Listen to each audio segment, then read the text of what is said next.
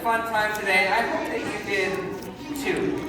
How many of you guys had fun at Kidman, Imagination Station, games, and Bible time? And at every single one of those places, we talked about how Jesus' power gives us hope. Part of the night, right? I had so much fun out there playing games and trying to keep that ball from going between my legs, and I crawled all over and got grass stains trying to get through the train track, and it was so fun. And then when we went to Kidman, we learned about how different things can help give us hope when things are so hard, and even how the gift of music can help encourage us through a situation and give us hope.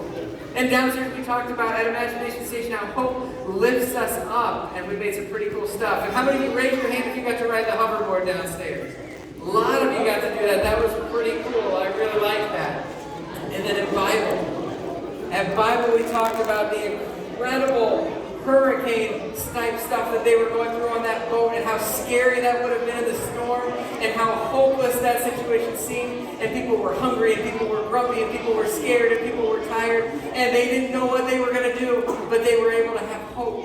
And that hope and listening to Paul and what Paul had to say spared them and saved them. And I was so grateful to hear of that. And I learned that with Jesus' help, I can have hope. And with Jesus in my life, I can have hope. And I hope that you saw that too. Now, I brought with me some mud. It's really, I tried to let it dry out because it's gross and dirty, right?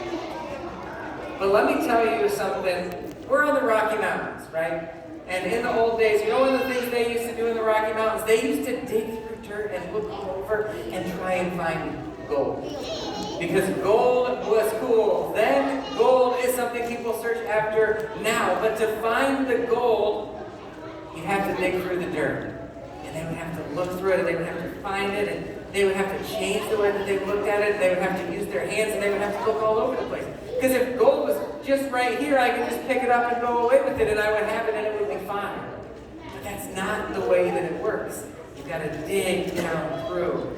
And when sometimes it seems hopeless, you think about how big the Rocky Mountains are and how hard it would be to find gold in the Rocky Mountains. We talked about it earlier today. They go all the way from Canada, all the way down to New Mexico. And we're trying to find gold in those Rocky Mountains. You have got to be kidding me. How am I going to do that? It seems hopeless sometimes. I would just be lost, right? And we talked about how Jesus' power gives us hope. It feels amazing to have hope. It's like the light at the end of the tunnel we talked about with Kim earlier tonight. It's that what we need to get us through. And it's not just this special good feeling. It's so much deeper than that. It's everlasting joy that Jesus can provide us. But we have to keep our eyes open for it. And I have to keep searching for it through this muck. And sometimes life is like this dirt, right? Sometimes we have to deal with hard things in life, and they're yucky and dirty. And what am I looking for? Is there anything good? Could that happen?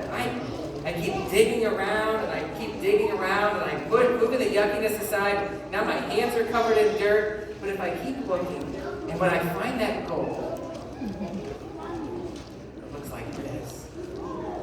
way from inside the dirt, I get so much excitement and so much joy, and I cannot wait to show everybody this gold that I have. And how cool is it that I dug